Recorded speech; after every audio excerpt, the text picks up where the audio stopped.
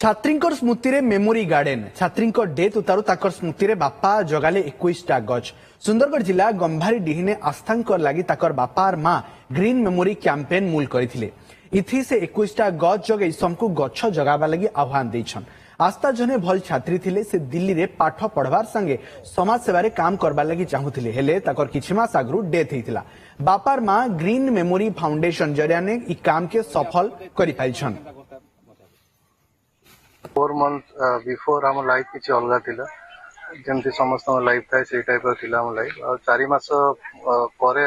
Life कुआडे जाउछ हमें भी निजे जानिनो जमती कि मो जियो गोटे मल्टी टैलेंटेड जियो थिला छुआ दिन होई तार गछ तार नेचर प्रति प्लस से सब प्रकार माने नॉट ओनली एकेडमिक रे से बहुत भलो करतला बाकी सब जिंस रे भी से पार्टिसिपेट करतला स्कूल रे कॉलेज रे करेंटली से दिल्ली यूनिवर्सिटी रे पढुतला फाइनल ईयर थिला तार यूपीएससी माने प्रिपेयर करतला। लास्ट मंथ रे हमें ग्रीन मेमोरी कैंपेन जो फाउंडर जी अछन हमर दिगंबर उपाध्याय सर तांको सहित देखा हितला